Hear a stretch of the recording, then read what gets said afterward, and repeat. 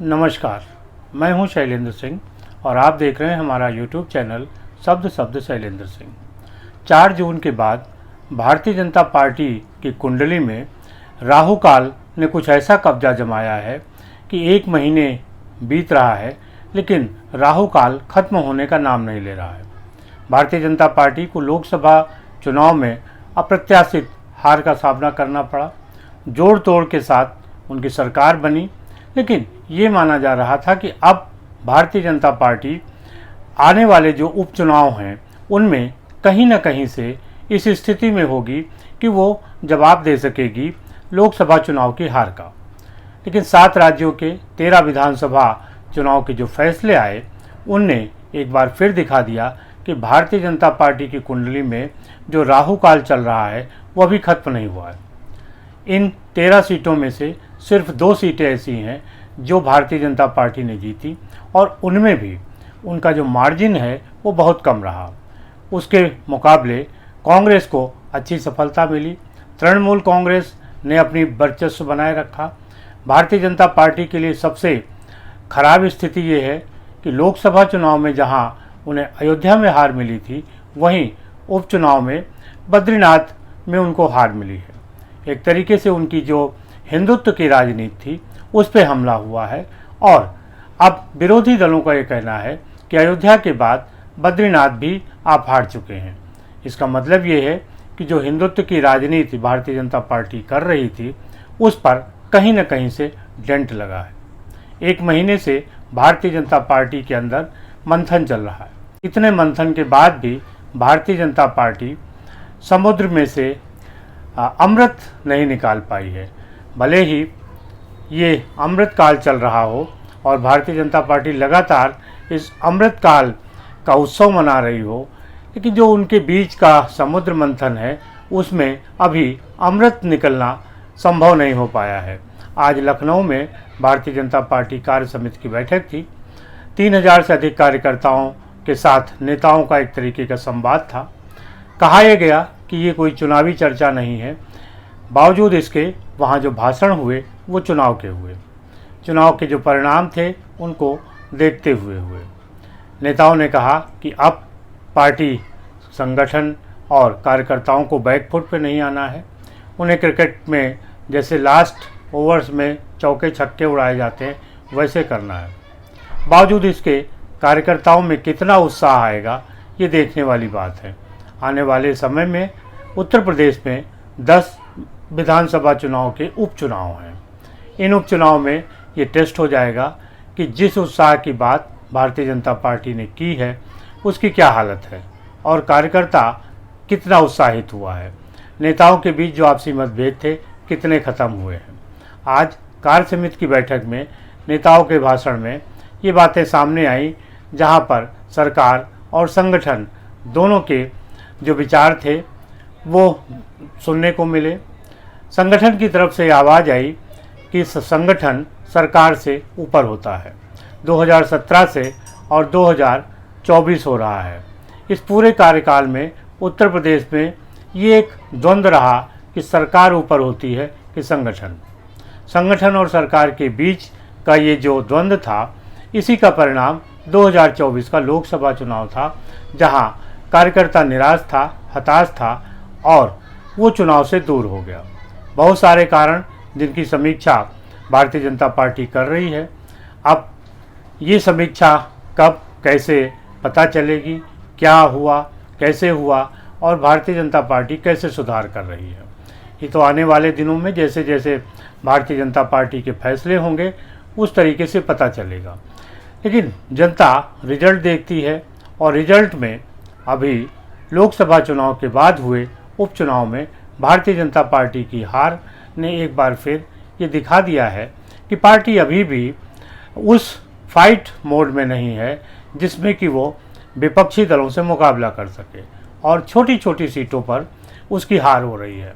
Bharatiya Janata party इसलिए जानी जाती है कि वो अपने छोटे से छोटा चुनाव भी बड़ी ही गंभीरता के साथ, बड़ी तैयारी के साथ और पूरे संगठन के साथ लड़ती है।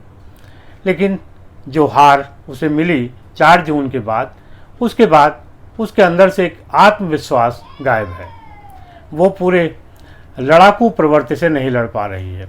उसी के विपरीत अगर देखें तो कांग्रेस आक्रामक है।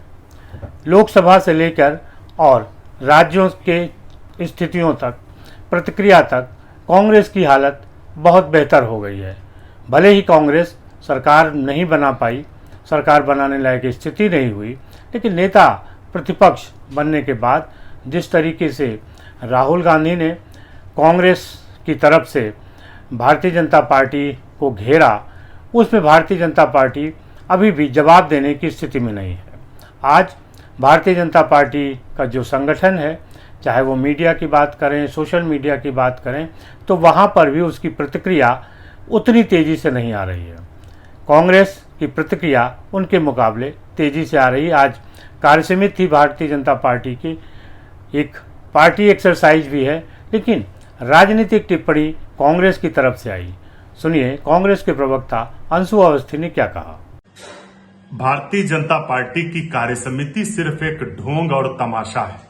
यह दिखावे से ज्यादा कुछ नहीं, क्योंकि बीजेपी की कार्यसमिति में ना तो प्रदेश के मुद्दों पर चर्चा हो रही है, न बेरोजगारी महंगाई पर चिंतन हो रहा है।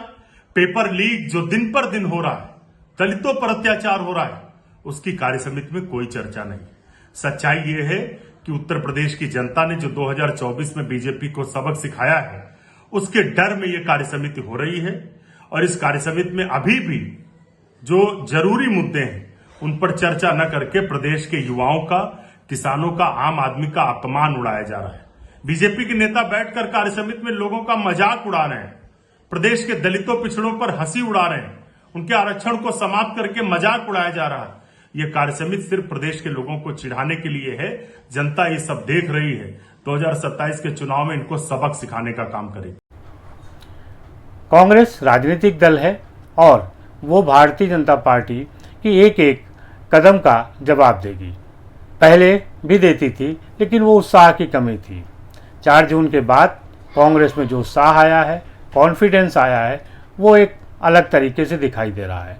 दूसरी तरफ भारतीय जनता पार्टी का चाहे सोशल मीडिया हो या जो उनका मीडिया विंग है, या जो उनके कार्यकर्ताओं की बातचीत है आपस में या दूसरे लोगों से, तमाम सोशल मीडिया प्लेटफॉर्म से वो अदृश्य हैं, या फिर उनकी प्रतिक्रिया सिर्फ उन लोगों तक है जो उनके अपने कहे जाते हैं, जिनकी आउटरीच उतनी नहीं है, या वो अपनी बात उस तरीके से नहीं कह पा रहे हैं। एक दौर था जब भारतीय जनता पार्टी ने कांग्रेस नेता राहुल गांधी को पप्पू साबित कर दिया था और सोशल मीडिया पर ये सबसे अधिक ट्रेंड हुआ। लेकिन आज उसी सोशल मीडिया का प्रयोग भारतीय जनता पार्टी नहीं कर पा रही है, या ये कहिए कि भारतीय जनता पार्टी का जो सोशल मीडिया विंग है, आईटी सेल है और मीडिया विंग है, ये एक तरीके से आत्मविश्वास इनका टूट चुका है, या अब वो इस मोड में है कि उन्हें कुछ नया नहीं करना है। हालांकि कार्यसमिति की बैठक में ये कहा गया कि भारतीय जनता पार्टी को इस तरीके के नैरेटिव का जवाब तुरंत देना चाहिए। सोशल मीडिया पर जो भी चीज़ें चल रही हैं उनका जवाब अच्छे तरीके से तथ्यों के साथ देना चाहिए। बावजूद इस अभी भी जो सोशल मीडिया विंग है या मीडिया विंग है, उसमें कोई सक्रियता दिखाई नहीं दे रही है। दूसरी तरफ जो दूसरे दल हैं, चाहे वो समाजवादी पार्टी हो या कांग्रेस हो, उनकी तरफ से प्रतिक्रियाएं तेज़ी से आ रही हैं।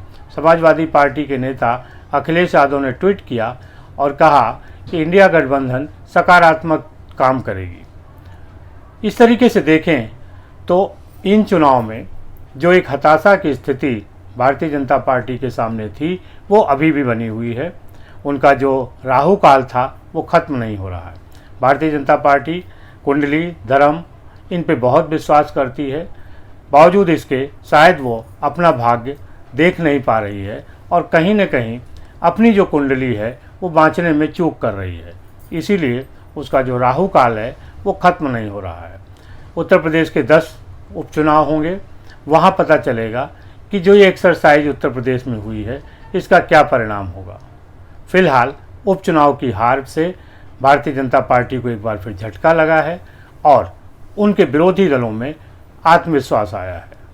आपको क्या लगता है ज़रूर बताइएगा। शुक्रिया, धन्यवाद।